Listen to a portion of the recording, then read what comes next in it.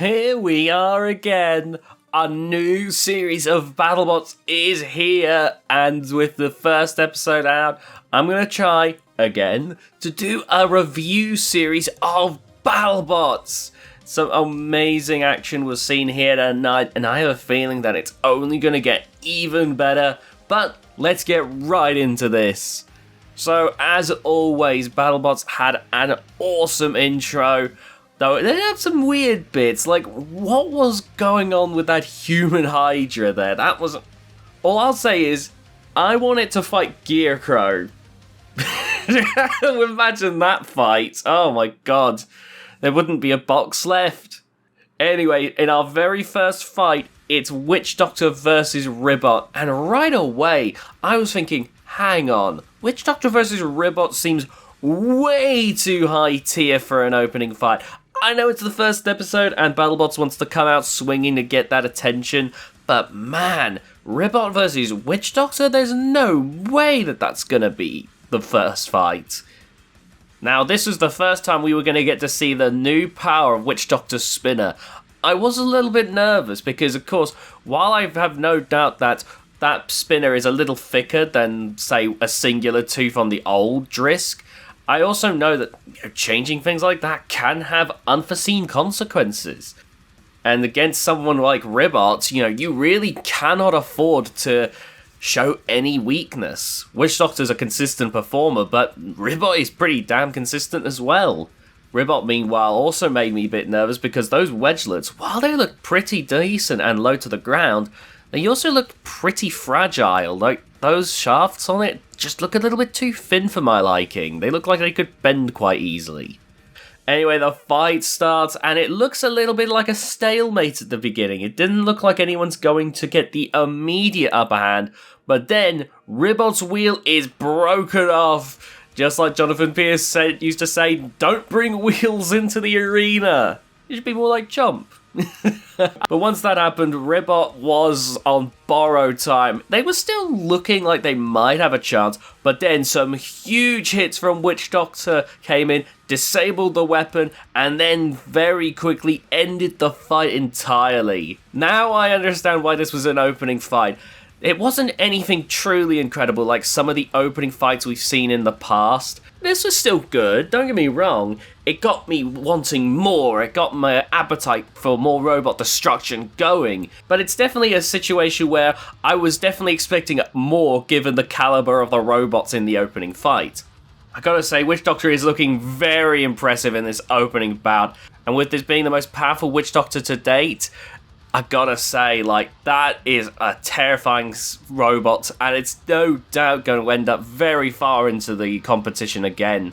Ribbot has plenty of room to redeem itself, thankfully. I think it's got a solid chance against all of its opponents from now on, so hopefully it can make up for this shocking loss. Ribbot's a pretty damn good robot though, so I'm willing to bet that they can come back from this. Witch Doctor's schedule, meanwhile, good lord. It looks like Witch Doctor has this pretty much in hand. Minotaur is probably going to be the toughest fight on there. No one against Fusion and Gruff, but I just feel like Witch Doctor, that is one high tier robot, and so it's going to prove to be a bit of a nightmare for these robots to deal with. Next up, we had Shredderator versus Quantum. Now, I know that Ripperoni is the pizza bot this season, but I gotta say, I was expecting plenty of pizza time in this fight. I mean, let's be honest, did anyone expect Shredderator to win this fight? Nothing against Shredderator, I don't want this to come off as me disrespecting the team, but this seemed like a clear-cut victory for Quantum right out of the gate. Saying that, Shredderator bringing in the wedge had me a little bit unsure. Something like that really can change things up. I had a feeling that this was either going to be an incredibly smart decision that completely changes the tide, or it's going to have precisely zero effect. Yeah, you can guess which happened, really. Quantum wasted no time rushing right out of the game, getting right at Shredderator. It's a classic strategy against horizontal spinners, just giving them no time to spin up, and so therefore Shredderator was a sitting duck. Now, Shredderator very quickly seemed to lose its ability to spin. I think it lost it pretty early on, And after that, it went from very little chance to no chance at all. Now, I feel like Quantum wasn't piercing as deeply as I would have expected. It seemed like it was only getting mild penetration at points with its fangs. You know, the teeth were only going so deep. But there were a few very nice meaty bites there. So I think it's maybe just either a problem of consistency or maybe they were holding back, you know.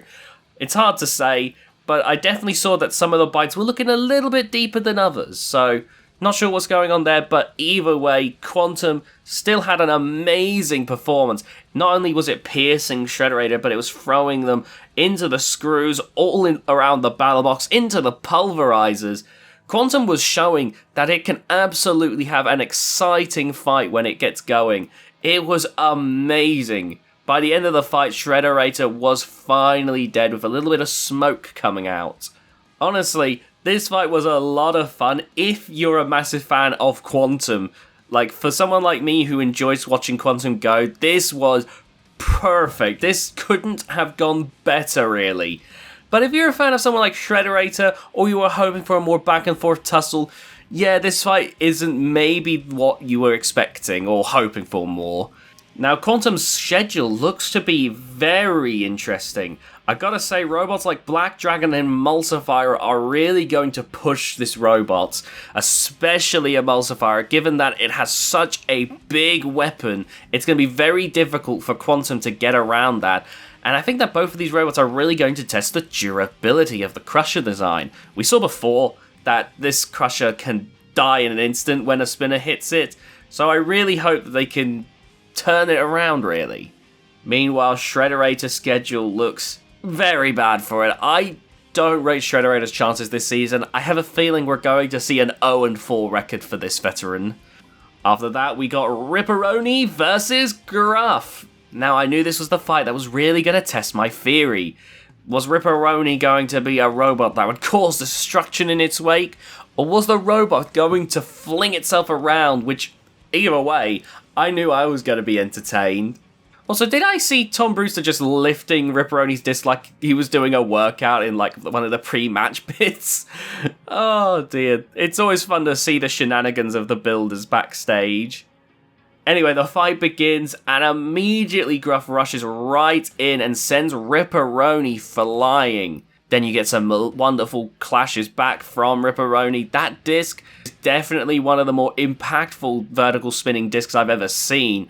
Gotta be up there with the likes of Aftershock with the kind of damage it seems to deliver.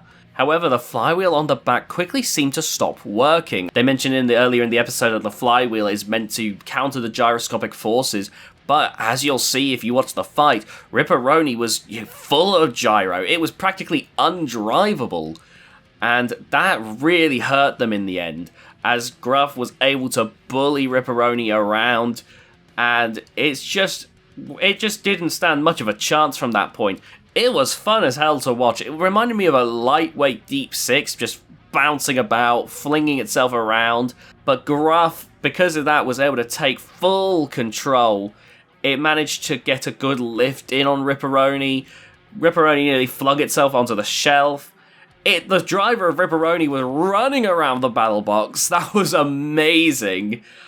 This was easily Gruff's match, especially as at the end, the pizza was smoking.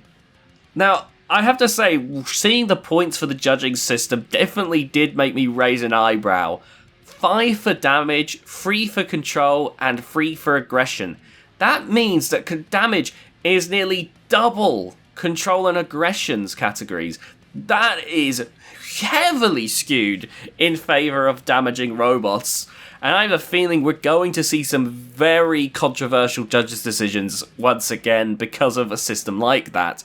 However, in this case, Gruff was easily the winner. The judges didn't even dispute it. It was a unanimous decision, and I can't lie, that was a lot of fun. Probably my favourite fight of the night, just because it was pure insanity. Ripperoni going mental, Gruff taking full advantage, only encouraging it, really. I gotta say, that was great. Now, looking at the schedules, Ripperoni's looks tough. Facing endgame in the future episodes means there's a lot of confidence in this robot. And let's hope that confidence is well placed, otherwise we're going to see Ripperoni get destroyed. Meanwhile, Gruff also has a pretty tough schedule, but these are more along the lines of what I'd expect Gruff to face, being the brick that it is. Anyway, next up we had Huge versus Shatter, two robots that I love, but I gotta be honest, heading right into this, I didn't rate Shatter's chances at all. Huge is a type of design where you need to be a specific type of robot to really be able to go at it. I gotta say, I did love Shatter's little decoration, making it look a little bit Huge-esque. That's always a nice little touch. I like when the robots do that, you know, when they're going to face an opponent, they add a little decor to make themselves look like their opponent. It's cute, I like it. Anyway, right out of the gate, Shatter rushes right out of the gate. They know that they have to get in as much damage as possible, but man, it just was a downhill battle. Hit after hit after hit from Huge. Shatter was holding strong for a while. They tried to get a few hits in, but they really couldn't do a thing. And then Huge exposed the wires of Shatter. Shatter, with that amazing armor, was not enough. Huge's new bar and motor, they were going on about how powerful Witch Doctor is. Huge, holy cow, they are on a new level. That is a scary amount of power if they can so easily tear into Shatter like that. Remember, Witch Doctor once fought Shatter, and I don't believe it could do that. And yet there's Huge just making it look so easy. That's terrifying, honestly. Now looking to the schedules, Huge's looks relatively doable, but it's definitely not going to be easy either. But I have to say, Huge versus Starchild is absolutely one I'm eagerly awaiting. Look, all we need now is for Gabriel, Huge, and Starchild to get into the battle box. Freeway melee, come on, just once. Please, Battlebots. I don't know what we have to do to make that happen, but I'm begging you, that would be amazing. Now, Shatter's schedule also looks pretty interesting, and I gotta say, a similar fight that I'm excited to see, Shatter versus Beta. Come on, that's either going to be a stomping or an amazing driving competition.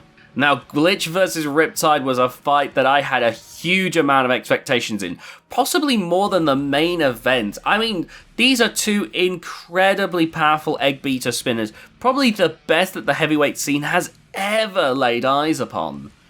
Now, Glitch nearly didn't make it due to some problems they were having beforehand, but thankfully they were fine.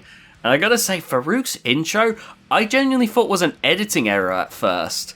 But no, it was just another clever Farouk intro, so you know, business as usual.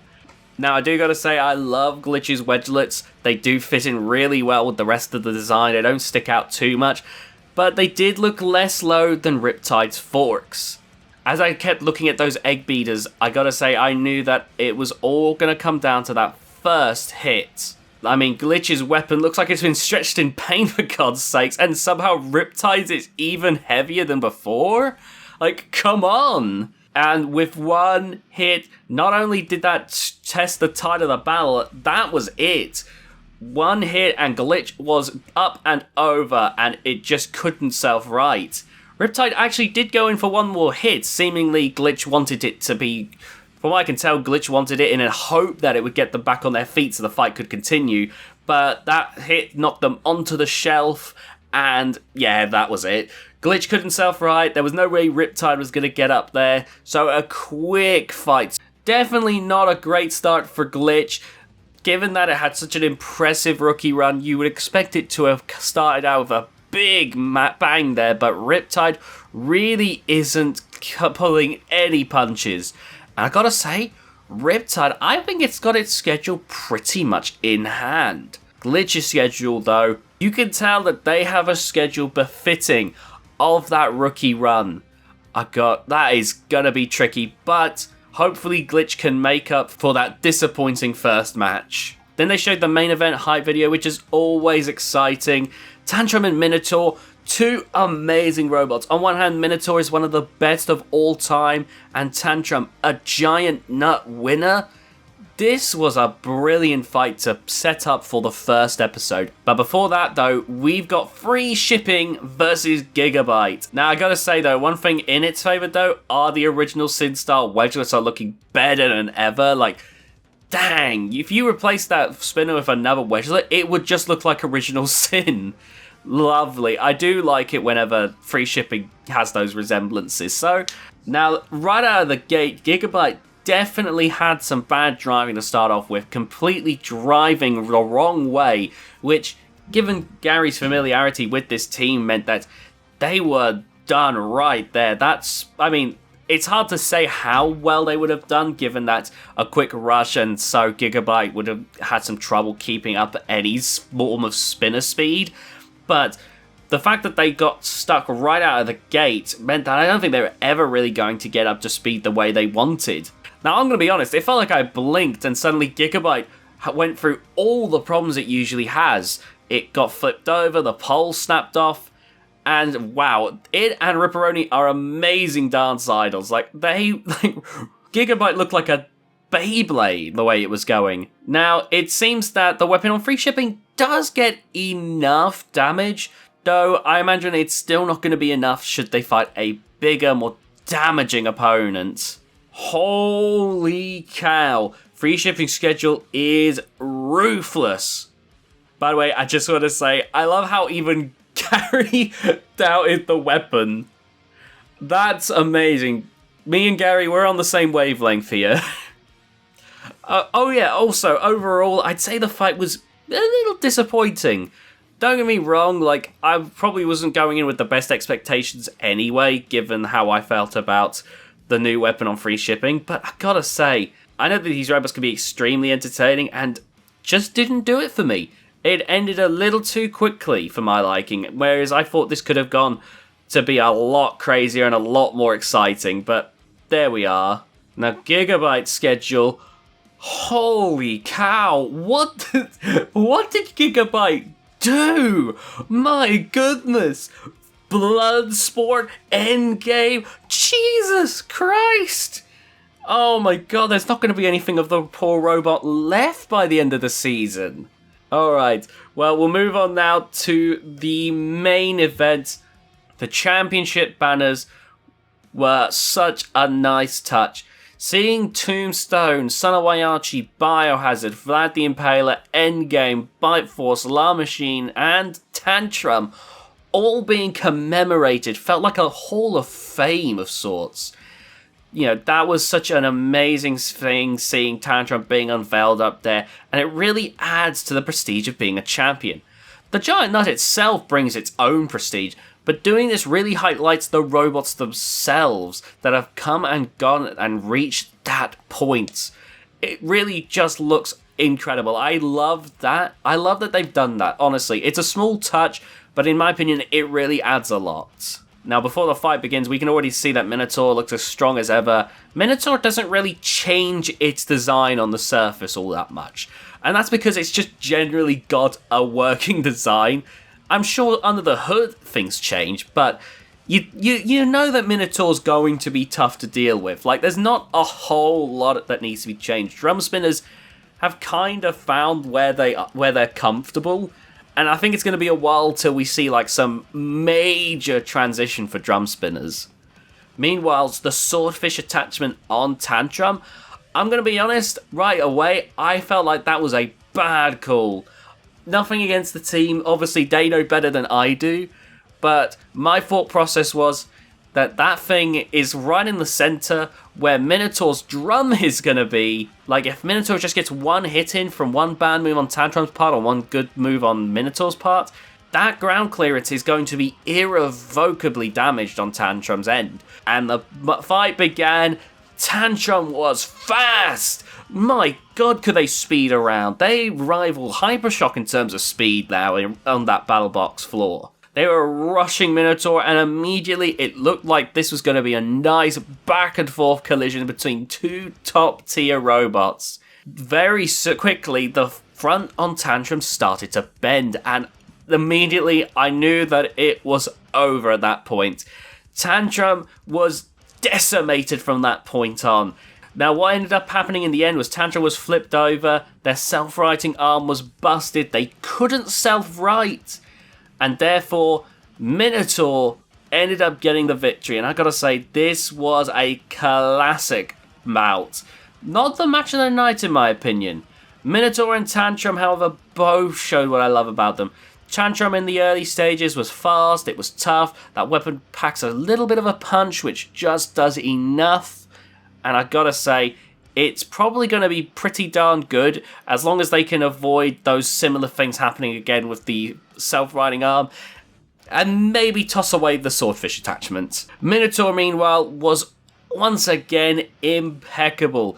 It's gotta have a deep run into this tournament. Like, no doubt in my mind, it hasn't missed a beat. It's still the absolute killer drum spinner that I know and love. Minotaur's schedule definitely looks difficult, but they all look like fights that I see Minotaur having a fair shot against. So it looks like it's going to have a pretty decent season all around, should all things work out for it. Now, Tantrum's one is definitely a tough schedule, what you would expect for a champion. But the fight against Bliv, now that's one that I am excited to see. That is going to be... That's going to be... I hope it's as good as I'm making it out of my mind, because that could be a lot of fun. Overall, this was a fun episode, but I gotta say, I definitely think it can be improved upon. One thing that I noticed with a lot of these fights were, these are fights that I'd expect to have been like 5-star classics. And don't get me wrong, they were fun. A lot of them were a lot of fun, but I haven't seen any of those killer moments yet that really make a season. We haven't seen the Tombstone versus Counter Revelation or Minotaur versus Blacksmith moment yet. I'm waiting for that episode where we get the moment where a robot just gets decimated or a robot gets sent into orbit. You know, that's going to be incredible. And I am excited for when that happens. We didn't really get it this episode, however. But I can't be down on it because, again, this was still a very fun episode. And it just gets me excited for what's to come. You know, if you missed this episode, be sure to check out Battlebots. It's currently being aired on Discovery, at least in the US. And yeah, it's just a lot of fun. It's got to be easily one of the best robot shows of all time. Now, with that all being said, I hope you enjoyed this review. If you did, please be sure to leave a like on this video, subscribe if you haven't already, and be sure to hit that notification bell for more. Share this video around with your friends, and I'll see you all next time. Tell me what your favourite fight was in the comment section down below if you saw the episode.